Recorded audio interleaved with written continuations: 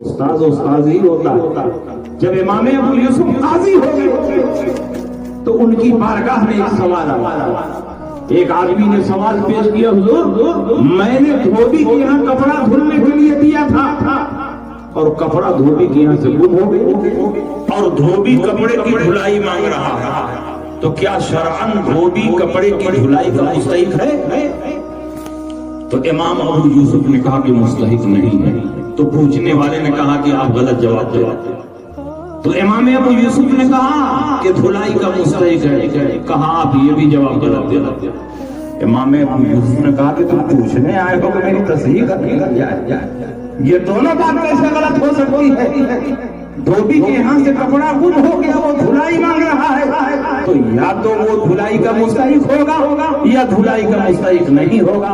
پہلے میں نے کہا دھلائی کا مستحق نہیں ہے تو تم خود ہی کہہ رہے ہو غلط، اور جب دوبارہ میں نے کہا دھلائی کا مستحق ہے تو کہہ رہے ہو یہ بھی غلط۔ دونوں کیسے غلط؟ کہا دونوں غلط۔ تو کہا تو بتاؤ صحیح کیا؟ کہا میں نہیں بتاؤں۔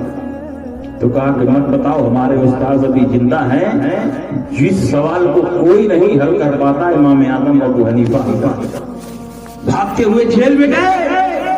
حضرت امام اعظم نے کہا کیا بات ہے؟ لگتا ہے کہیں گاڑی پھنسی ہے۔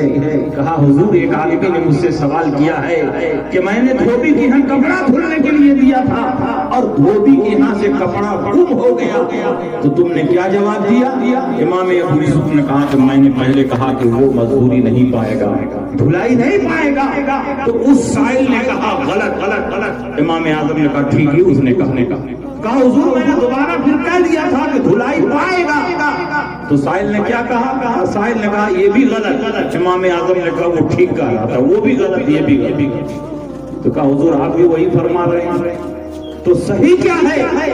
تو حضرت امام اعظم نے فرمایا کہ دماغ پر زور دو گے تو جواب تمہارے دماغ کے آس پاس ہی ہے۔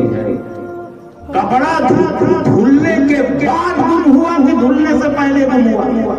اگر کپڑا دھلنے سے پہلے گم ہوا تو دھوبی دھلائی نہیں پائے گا، اور اگر دھلنے کے بعد گم ہوا تو دھلائی پائے گا، اس لیے کہ جب کام کرے گا تو دام پائے گا، اور جب کام نہیں تو دام نہیں۔ اس لیے یہ تفصیل پوچھو کہ کپڑا دھلائی سے پہلے گم ہوا ہے کہ بعد میں گم ہوا ہے۔ اگر دھلائی کے بعد گم ہوا ہے تو مزدوری پائے گا، دھلائی سے پہلے گم ہوا ہے تو مزدوری نہیں پائے گا، جب کام نہیں تو دام نہیں۔